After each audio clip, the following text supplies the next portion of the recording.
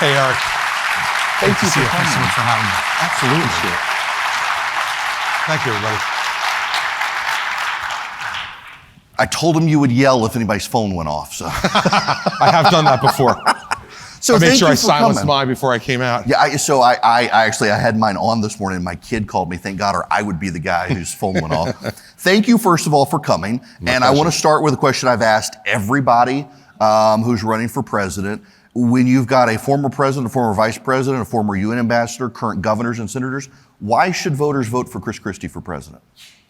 I think two reasons. First is that I'm tired of our country over the past decade or a little bit more doing small things. We're dividing ourselves up into smaller and smaller groups. We're pitting those small groups against each other. And then we're bringing up issues, not that are unimportant, Eric, but are small in context of how big and important our country is and has been. And I'm not interested in doing that.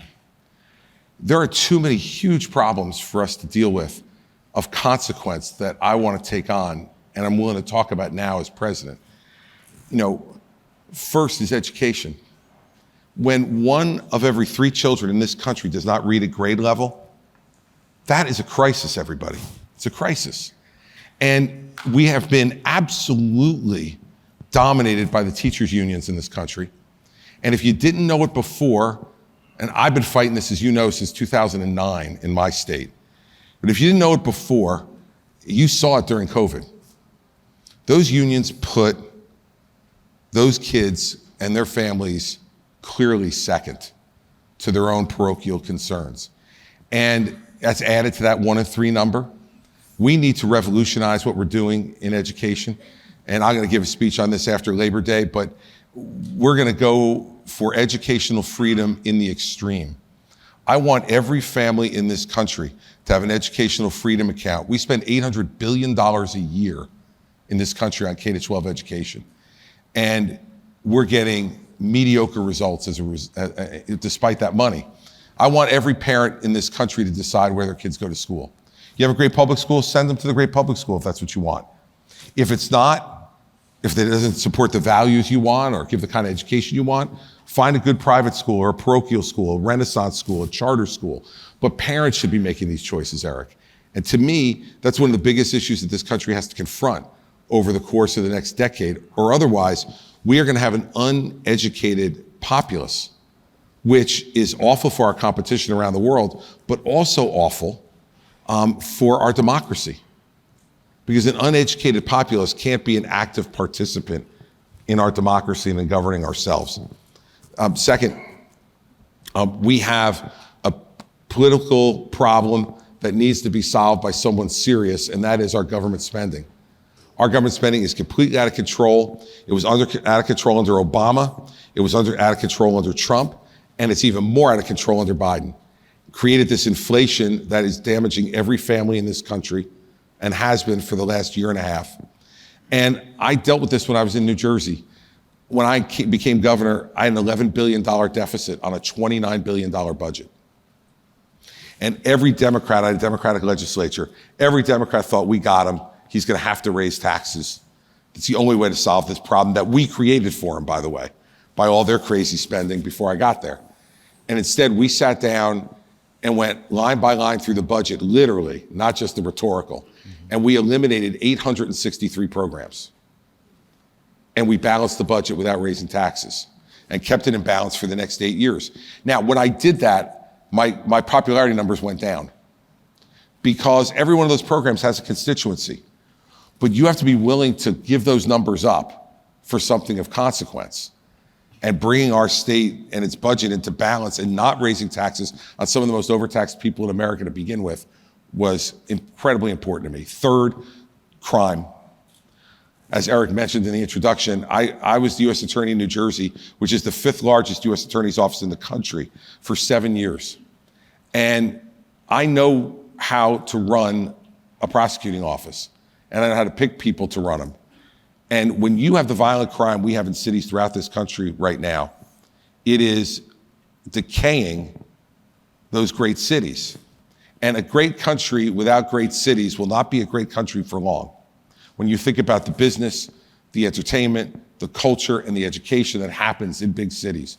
If we let that go and people won't go to these cities anymore, it's unacceptable. And it's unacceptable morally to me that people are afraid to walk the streets, to go to the supermarket, to go and pick up their dry cleaning because they're scared. And so if these liberal prosecutors in these cities are unwilling to prosecute this crime, which they are, I will appoint an attorney general, and my first instruction to him or her will be, the federal government will prosecute those violent crimes in those cities until the cities wake up and do it themselves. And we'll have plenty of room in federal jail for those violent criminals. Because if we don't clean that part up and have law and order in this country, it absolutely undercuts the social fabric that we have with each other. And fourth, and final, because I know,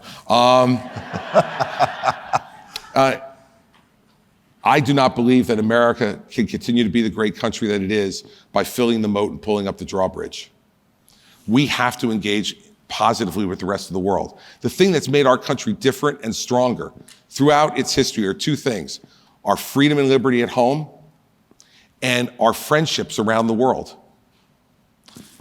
Countries like India, Vietnam, folks in Eastern Europe want to be friends with us because they know that we're not trying to impose anything upon them. We just want them to enjoy freedom and liberty the way we do and a great economy the way we do. But if we don't stand up for our friends, Eric, what's going to happen is they will be friends with China and Russia and North Korea and Iran because they're smaller and they need to be friends with someone. I want them to be friends with us because that's what's always made us different. And I want to stand up for those things in the world that matter. 2 weeks ago, yesterday, I was in Ukraine. And I will tell you for certain, everybody, this is not a territorial dispute. What they're doing, the Russian army under the direction of Vladimir Putin, is barbaric. I went to the city of Bucha. I walked with the mayor through streets where he showed me the homes where the Russian soldiers went in, pulled the men from those homes while they were alive, gouged out their eyes, cut off their ears, then tied their hands behind their back and shot them in the back of the head in front of the rest of their family, and then went into those homes and raped all the women that were in those homes. Now, America will not permit that, nor should we permit that to be happening in the world to a friend who's a democratic country. Second on that is this. This is a proxy war against China, everybody. China is funding the Russian effort by buying their oil. China is coordinating the obtaining of sophisticated weapons, not only from China, but from North Korea and Iran for the Russians. And I have to tell you something. We have folks in this race who have called Vladimir Putin brilliant, a great leader, and just yesterday, Donald Trump called him that he was the apple of Putin's eye. I have to tell you the truth. I don't want to be the apple of Vladimir Putin's eye. I don't. I'm telling you that right now. I don't want to be. And so a Christie administration would stand up for our friends around the world and work with them. We would expect friendship in return. But those are big things, consequential things. And I don't think you hear a lot of other people talking about those things in this race. And when I couldn't hear anybody talking about America, that's why I got in. Because we have to have those conversations as a country, and we have to move on to someone who's actually done this and knows how to do it. And that matters too. And we've seen that with Barack Obama, someone who had no idea how to run the government. And we see it now with Joe Biden, who doesn't remember how to run the government. So I want to go back to your first point, because I remember when you became governor of New Jersey, and there was first the rah-rah celebration, Republicans have won in New Jersey, and we're like, yeah, but what sort of Republican? And you immediately started fights with the teachers' unions in New Jersey because the schools were so far behind. And everybody, myself included, kind of perked up and like, oh, this guy kind of gets it. The teachers unions hated you, yes, and yet you were able to put points on the board in New Jersey. And we see this situation now with Randy Weingarten and others now trying to gaslight everyone and saying, well, it wasn't the teachers unions who wanted schools shut down during COVID. It was the Trump administration. It was the Republicans who wanted to shut schools down. Complete baloney, and you know that. Look, we saw it. She was writing the plan inside the White House because they now have a teachers union member who goes to bed every night with the President of the United States. That's a pretty good lobbyist to have, everybody, let me tell you. And she, Jill Biden, is a teachers union member and was advocating those policies and gave Randy Weingarten an open door. Now in New Jersey, as you just mentioned, we opened more charter schools in New Jersey during my 8 years than any governor in the state's history, and those charter schools are still open. We established Renaissance schools, which were partnership schools with private sector. The private sector would come in and fund the building of those schools. And they did it on a charitable basis because they cared so much about education. And in the city of Camden, where we had 6 of the 10 lowest performing schools in our state, in one small city, a mile square. What we did was took over the school system there, the governor did. We came in, we got private sector partners, they built Renaissance schools. What's happened in the 10 years since we did that? In the 10 years since we did that, the reading scores have gone up over 65% for those kids, and the math scores have gone up over 50%. We are changing lives. Those are kids who are now going to be able to be functional citizens in every way, economically, politically, and as leaders of their families. That's going to be a great thing. And as far as Randy Weingarten goes, and she'll hate to admit this, but we so badly beat down the popularity of the teachers union. When I got there, we did a poll. The popularity of the teachers union was at 78% in New Jersey. By the time I got done with my first year, their popularity was 38. And how did I do it? I went around the state and did town halls all over the state and asked them some very simple questions. Do you pay for your health insurance? Everybody in the room would raise their hand. I go, not only do you pay for yours, you pay for 100% of every teacher's health insurance in this state. Do you have a pension that will pay you enough in the first 2 years of your retirement that you will have exhausted everything you contributed to it, and then for the rest of your life, the taxpayers pay for it? No hands went up. I said, you do that. I said, now listen, I'm okay with providing health care and pension to people, but it's got to be fair, and they've got to contribute to it too, and they've got to do their jobs. And I just would not stand by and allow it to happen. So finally, in the city of Newark, which was also a terrible place for education, I got Randy Weingarten to voluntarily agree to merit pay for teachers. We're still to this day paying teachers who perform better in Newark more than the other ones. That's another step towards getting teachers to be competitive and want to do better because we give them a financial incentive. We're a capitalist country, for God's sake. Everybody should be incentivized by being paid more for doing better.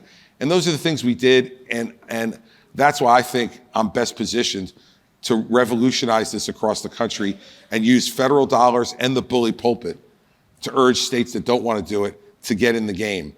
Because otherwise, there's going to be a parental revolt in this country about kids who are being underserved by an education system that we pay a king's ransom for. You mentioned crime. I don't want to talk about that RICO case. I want to talk about another RICO case. I know you know RICO. Mm-hmm. We have a situation here in Atlanta, for those of you not from the state, it's a police training facility. The Antifa members have come in and taken over the land. We know they're being funded just based on their own statements by outside nonprofits, one of which Stacey Abrams on the board. They have firebombed a youth facility in the city. They firebombed businesses. They firebombed a fire department. They have shot at police officers. They've booby-trapped trees. It is stunning to me that in a day and age when the Biden administration says we need better trained police, the city of Atlanta is committed to building a police training facility. Antifa activists are shutting it down, and there is, to my knowledge, no federal investigation at all into the coordinated effort. Somebody's got to be paying the living expenses of these kids from New Jersey and New York and Washington State who've come down. Of the 50 people who've been arrested, 2 are from Georgia. Look, this is why we need an attorney general who will do 3 things with every matter that comes before him or her: to prosecute matters without fear, without favor, and without partisanship. And folks in New Jersey will tell you, I spent 7 years as the US attorney right before I became governor. So I had a lot of opinions about prosecution and a lot of experience at it. When I became governor, I appointed an attorney general and I got out of her way. And what I said to her was, don't call me about any criminal case. I don't want to know. I used to hate when politicians, when I was U.S. attorney, used to comment on the investigations I was doing because I knew they didn't know what the hell they were talking about. And the best thing, by the way, about being U.S. attorney, the way I did it was, he's asking me this all the time, what's the best part of being U.S. attorney? I said, the best part is only I know what I know. And that's an advantage. And that's an advantage we have to bring back. These prosecutions should be confidential. They should be done without fear, favor, or partisanship. And something like this that's going on in Georgia, the U.S. attorney in Atlanta should be all over this. This is multi-jurisdictional in terms of the people who are perpetrating these acts. This is what the federal prosecuting system was made to deal with. And absolutely, it seems to me, and I don't know every fact, but the way you're presenting it to me, RICO seems particularly appropriate in that circumstance, given that you obviously have an organization here that's racketeering and is corrupt. And that's what RICO stands for, everybody. And so we need to be more aggressive about this. And look, the best example I can give you about, as an elected official, how I'd be with law enforcement was, we'll go back to the city of Camden. When I became governor, it was the most dangerous city in America, the highest murder rate in the country. And I went to the police unions and tried to negotiate more police on the street, less behind desks. Let's get out there and try to fight this. And the unions told me, go away. So I went to my chief counsel and said, we should fire all of them. He said, well, what are you talking about, Governor? I said, fire the entire police department. He said, on what basis? I said, they suck. That's what basis. It's the most dangerous city in America. Their job is to make it less dangerous, and they're obviously failing. So they went back and looked at the laws, and they came back to me and they said, well, you probably have a 50-50 shot to win if you fire all of them at once. I went to the county, which is also controlled by Democrats, and I said to the county government, I'm willing to do this, and to the mayor, I'm willing to do this, I'm willing to take it on, I'm willing to pay for it. But county, you need to develop a new county police department with a metro division that will police Camden, and I will negotiate the contract for how we do it with them. I'll pay for it, negotiate it, if you let me do it, and support me, Democrats. They looked at me and said, Governor, if you have the guts to do that, we're with you. We fired them, the entire 320 members, all of them. We established a new police department for the same amount of money, Eric, that we were spending on the 320. We got 450 new police officers. We trained them in community policing and violence de-escalation. And now, 11 years later, the murder rate in Camden is down 75%.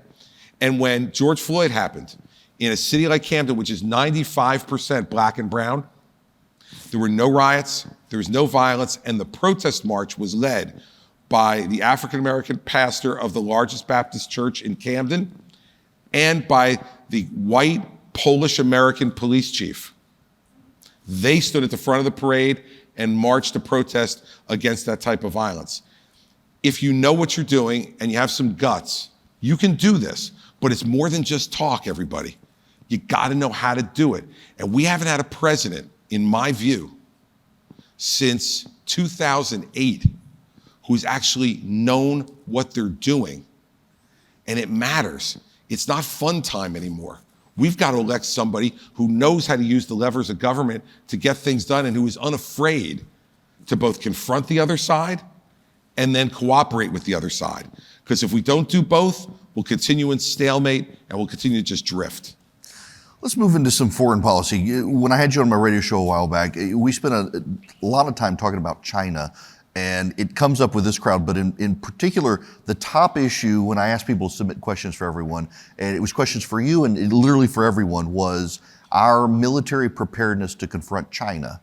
And there is, as this has come up in some of the conversations we've had on stage, you have the Biden administration telling everyone who can hear that we're out of bullets, we don't have enough missiles, and there is this real concern. But as a corollary to that, it also feels like a lot of our politicians on both sides of the aisle are trying to cash in on the system and get out before China becomes dominant. The rat's fleeing the ship, so to speak, not trying to save it. I mean, if you would just talk about your perspective on that. Look, I think you need to know the specifics on this to really be able to talk about it. Where we are most desperately underprepared is in our Navy. We do not have the number of ships we need to have. We do not have the number of submarines we need to have, and they are not modernized to the extent that they can be. The great advantage that the American military has had against China has been our nuclear submarines. They're quiet. They don't know if they're there or they're not there. They are and they can deliver both nuclear and non-nuclear lethal blows to an opponent. And we have allowed, since Barack Obama, we have allowed that submarine force to deteriorate. We need to reinvest in it because now we're not looking at a land war in Russia anymore. The Russian army has shown their inability to beat Ukraine. I don't think they're looking to pick a fight with us tomorrow. It's China.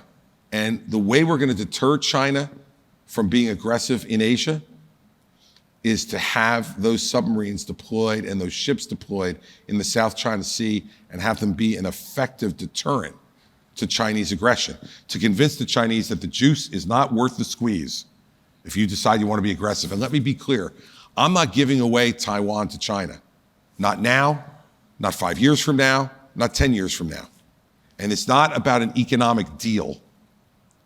Yes, it matters that they produce a great number, 2/3 of the semiconductors in the world. And that's important strategically and economically. But it's not just that. We need to stand up for people who want freedom. And if we let the Chinese do that kind of domination game because we're unprepared or unwilling to deter them, then they will not stop there. And we've seen this act before. And so that's one area where we need to do better. We also need to modernize our Air Force. And this is where Boeing needs to be held to account. You know, they have not done a good enough job. They are way behind on the next stuff that's already been authorized, the next class of fighter jets. They are way behind on that. And you know, they're not getting any penalty for being way behind. I'm fine to partner with the private sector. We must in order to do it. We have the greatest private sector in the world. But when they fail, and sometimes they do, there needs to be penalties for that failure. It can't just be an open, taxpayer checkbook. We pay you if you give us what we ordered, and we pay you if you don't. Well, that's not the way it works in my world, and I'm sure it's not the way it works in yours. And so we have to get better in terms of our procurement. We need a Secretary of Defense who is smart, experienced, and tough. And there's a few good candidates on our side of the aisle. That would be a Christie Secretary of Defense, who I would say, go over and do two things. I will give you the money to modernize your forces if in return you show me that you're having accountability for procurement and we're getting what we paid for. I'll pay for it, but I will only pay for it if I get it. And then we can use it as a deterrent with China. So I'd say those are the things. Our naval forces, both our ships and our submarines, and we need to modernize our fighter aircraft. Do you think there's a sentiment in Washington, probably bipartisan, that well, China's on the rise and we can't stop them, so let's just get rich off the system beforehand? Yeah, I think there is, and that's because most of them are stupid. That works. Okay? They read only what their staff puts in front of them, And because they've never had to run anything, everybody, remember, God loves members of the House and Senate. They play an important role in a branch of our government that needs to be there for accountability and oversight and to be responsive to the will of the people every 2 years or every 6. I'm not calling for the abolishment of Congress. But what I am saying is they don't know how to run anything. The only thing they've ever run is a congressional office or a Senate office. You know, when you're a governor, I had 60,000 employees in New Jersey. And people used to ask me, what's the scariest part of being governor? And I used to say, 60,000 people have letterhead with my name on it. I'm not sure what they're doing with it every day. and so, you know, your job is to do what you can to make sure that they're accountable.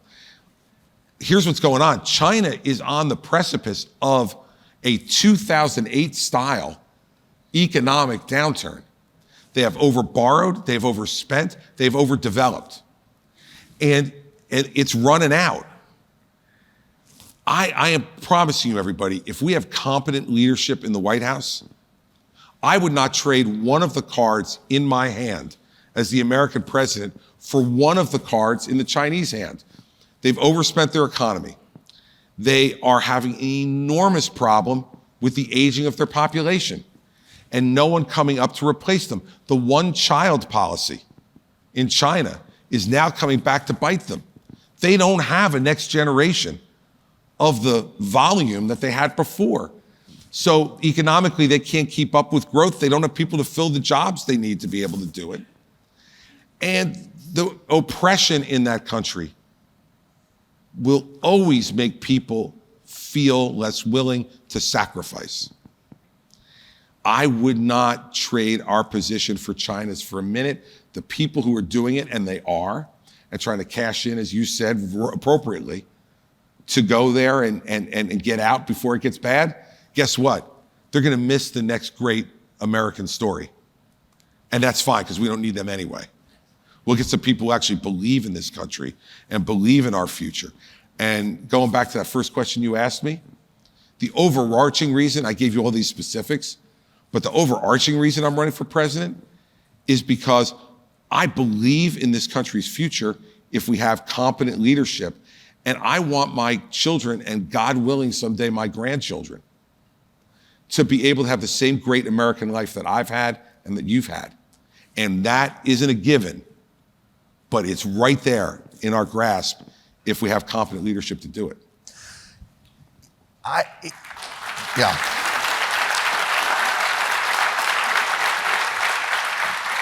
I've had this sneaking suspicion that, you know, Ronald Reagan knew the situation of the Soviet Union was perfectly willing to bankrupt them. And it's like China has thought they could do that to us. And it seems like they were on the verge of success, except as you mentioned, and there have been very few people to point out these stories that have come out lately that the Chinese economists are no longer allowed to talk about the Chinese economy. Their stocks are no longer allowed to be sold for financial businesses in the last week. Youth unemployment is no longer revealed in China as of last week. It seems like they tried to bankrupt us, and they've come close, but yet they've done it to themselves. But on our side, we do have $32 trillion in debt, and it's about to exceed GDP. That's why I said what I said about spending. Now look, when I was in the race in 2016, we had a candidate who said, I'll balance the budget in 4 years. Let me promise you right now, I'm not balancing the budget in 4 years. The hole is too big to be able to do it. And it would involve either massive cuts to entitlements plus massive increases in taxes. I don't think we need to do that. We just need to show the trend going in the other direction. And over time, with a growing economy and discipline on our spending, we'll get there.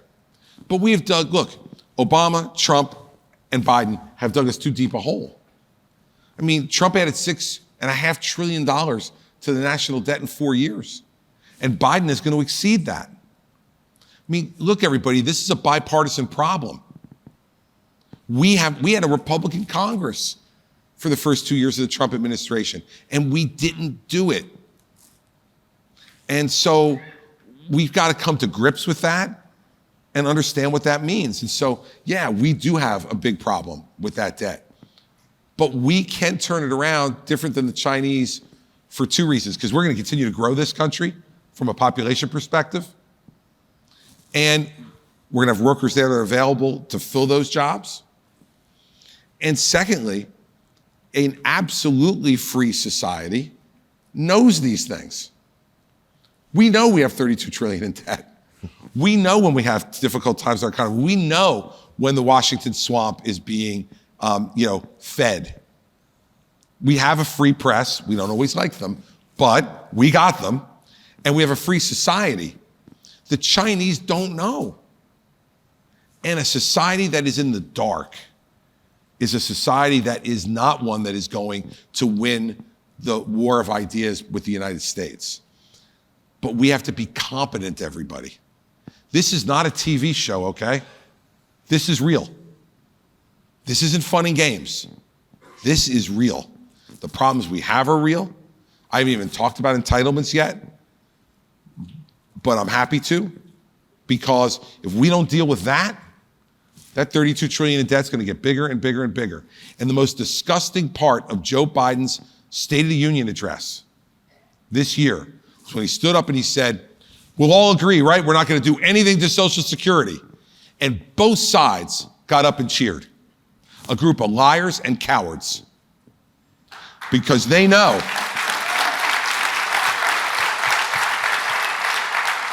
that in 10 years, Medicare will be bankrupt. And in 11 years, Social Security will be bankrupt. And what the law that Ronald Reagan passed 40 years ago requires is, if that happens, it is an immediate 25% cut in benefits in Social Security and in Medicare. I think it's 26% in Medicare. I want you to imagine, for those of you who are on Social Security right now and depend on it, and for those of you who are looking towards it, what it'd be like to cut that benefit 25% in one fell swoop. There would be people in this country who wouldn't be able to pay their rent or their mortgage, wouldn't be able to buy food, wouldn't be able to heat their homes. Cataclysmic stuff. So we got to have this conversation. And other than me, nobody in this race is willing to talk about it. It's ridiculous. And so the difference between us and China is we will be able to talk about it. And in China, the next time that the citizen of China will know about this will be when the anvil drops on their head. And that's not the kind of society we want to have. And it's not the kind of society we want dominating the rest of the world. So I can be rather dense and I don't get subtlety, but I can take a hint. Let's talk about entitlements. This is why he has a top-rated program, everybody. So on that issue, though, I remember during the Bush administration, 2005, he gets reelected. He immediately says, we've got to begin to do something about entitlement reform in the country. It's going to bankrupt us. Republicans and Democrats both freak out. If we had implemented his plan in 2005, the rates of returns for Social Security recipients today who are retiring would be more than double what they are right now. And we didn't do it. Very much like the whole, well, we shouldn't drill in Anwar because it'll take 10 years to get the oil. If only we had started 10 years ago. It's amazing how Congress works. What is your idea for reassuring current or near to be retirees while also looking to the future? Look, I think what President Bush proposed was brilliant, but turned out to be politically too ambitious. And the country heard partial privatization of Social Security, and they freaked out. And not only did Democrats reflexively oppose it, but Republicans got scared by it. So let's put that off to the side for a moment. And let's talk about under the structure we have now. There are three levers to this, everybody. Eligibility, right? There is age and taxes. Those are the three things. There's nothing else. There's no kabuki magic to this. And so I don't think taxes should be on the table, because I think that our taxes are already too high. And I don't think we've done nearly enough to try to be inventive on the other two, to come back to the American people and say, take the cap off Social Security taxes, increase the rate. I'm not for those things. But let's say I have a son, my oldest, who is about to turn 30 in 6 days. I can't believe I'm gonna have a 30-year-old kid, but I'm going to. And if I say to him now, Andrew, we're raising the eligibility age for Social Security. And I say to his 40-year-old coworker, for you and you, mid-40s and lower, we're raising the eligibility age for Social Security. If they can't plan over the next 30 to 35 years for that eventuality, they got bigger problems than raising the Social Security age. We can't do it to people in their 50s, 60s, or 70s. It's too late for them to appropriately plan.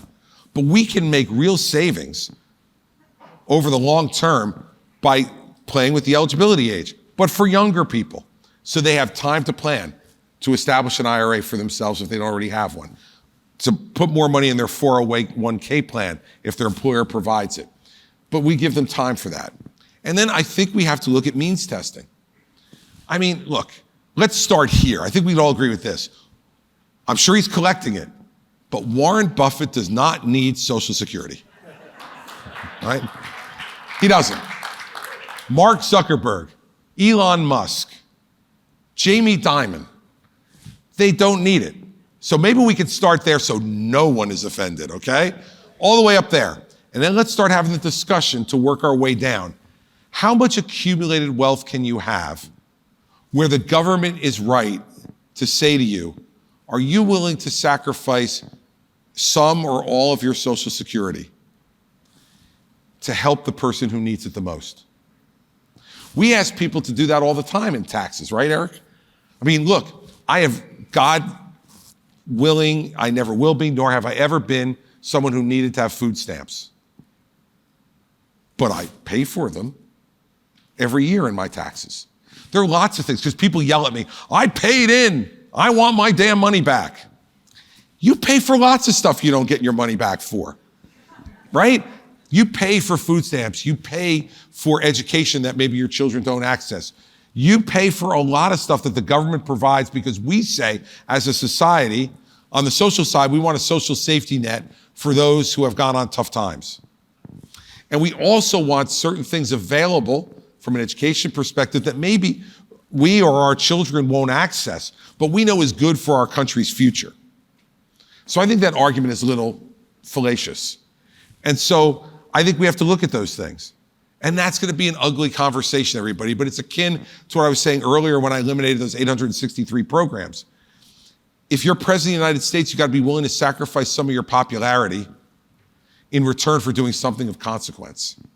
And I can tell you this, I used to say to my folks all the time, my popularity numbers in New Jersey, believe it or not, at one point got up as high as 75%.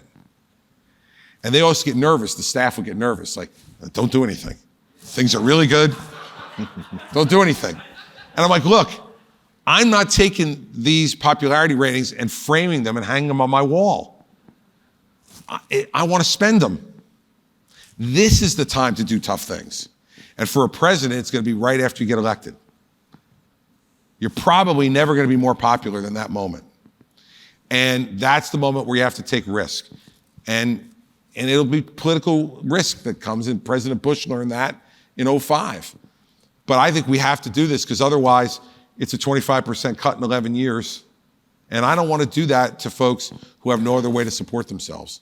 So those are things we need to talk about, and we need to have an honest conversation about it. And the only person who can lead that honest conversation in our system is the President of the United States. That's it. And you got to be willing to take the risk. And I'll end with this. I used to get accused of this all the time. In New Jersey, when I would do these things, the press would say, you're governing like you only want to be a one-termer. Talk about this stuff. And I'd say, I got to tell you the truth. I don't really care. And they'd say, oh, come on. Every politician cares. I'm like, no, you don't understand. I don't care because I already get the portrait. Right? I already get, like, they're going to paint a portrait of me and hang it in the State House forever. My grandkids are going to come after I am long on the farm and go, Grandpa wasn't always senile. Look at, he was, he actually did something. Look at this. All we're arguing about is the little brass plaque. Does it say 4 years or 8 years? I am not going to sell my soul for 4 more years on the little brass plaque. I get elected president of the United States, I'm getting the portrait. It's going to hang in the White House. And what I prefer you to say when I'm done, whether it's 4 years or 8 years, is, man, he had guts and he did real things. And if I get that after 4 years, I'll be just fine. I'll figure something out. And that's what we got to start doing again. And the last time we did this, Eric, was my first vote. My first vote, I turned 18 in September of 1980. And my first vote in my dorm room at the University of Delaware was for Ronald Reagan. When we had problems like this in the late 70s, and a president who seemed completely lost, does it sound familiar? And never forget, Joe Biden said his favorite president is Jimmy Carter. We should have known. No offense to Georgians, but thank you. We went to a conservative governor from a blue state. And the reason Ronald Reagan was effective was he knew what he believed, he said what he believed, and he knew how to work with the other side. He didn't agree with Tip O'Neill. He didn't love Tip O'Neill, but he knew how to work with Tip O'Neill. And remember, under Ronald Reagan, he got Tip O'Neill to cut taxes. He got Tip O'Neill to fix Social Security and Medicare. He got Tip O'Neill to work on immigration. He got Tip O'Neill to increase defense spending. Think about that. We need someone who knows how to do that again. And I did it for 8 years. I had a Democratic legislature every minute of every day of my time as governor. I spent more time with people I couldn't stand than I could count. But they got elected too. And my job as governor was to make it work. And if you send me to Washington, that's going to be my job as president also. No excuses, make it work.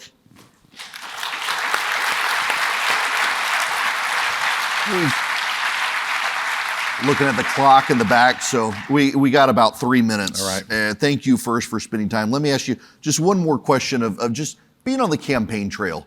The way the media has characterized you on the campaign trail, and it's one reason I specifically didn't want to ask any of you, particularly you, about the former president, is you only hear about Christie on the campaign trail if he says something about the former president. Do you get frustrated with the process of just how you must run for president now? This is the most refreshing interview I've had in the campaign so far, because the first 6 questions were not about Trump. Thank you.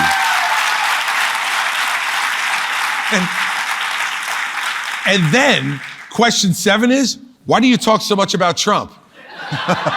Like, well, hell, man, I try to answer your questions, right? I'm not one of those politicians who hears Erick's question, and I hope you could tell that from this morning, and then answers the question with my stump speech. I got one. I'm not giving it to you this morning. That's not what we're here for. I'm not frustrated by the process. Like, that's children complain about that. I answer when I'm asked. And if I'm asked about it, I'm happy to talk about it. But if I'm not asked about it, I have plenty of ideas, as you could tell, about what I want our future to be. More ideas than most people you'll hear in this race. And I actually know how to do it, as opposed to some of the other folks who you have heard from and will hear from. So I'm not frustrated at all. I am so happy. I got to tell you, I'm having a second chance to run for president. Let me tell you guys, my dad served in the Army during the Korean War. His father passed away while he was there. He came home. The family had no money. He went to work at the Breyers ice cream plant in Newark, New Jersey. And it was only because there was a guy next to him at that plant who said, "You're too smart for this. Why don't you go to college?" He said, "I don't need money for college." He goes, "Dummy, you're in the Army. You have the GI Bill. Go a little bit at a time." My dad went for 6 years at night to Rutgers in Newark to become the first person in our family to ever get a college degree. My mom never went to college. She worked as a receptionist in an office for most of her life because we needed the money. And I know my dad, who's 90 years old and probably watching, because he watches everything. And my mom, who passed nearly 20 years ago, I know is watching from up there. They can't believe that their oldest son has gotten a chance to run for president of the United States, not once, but twice. And so there's no reason for me to be angry or frustrated. I'm not. I'm an incredibly lucky person.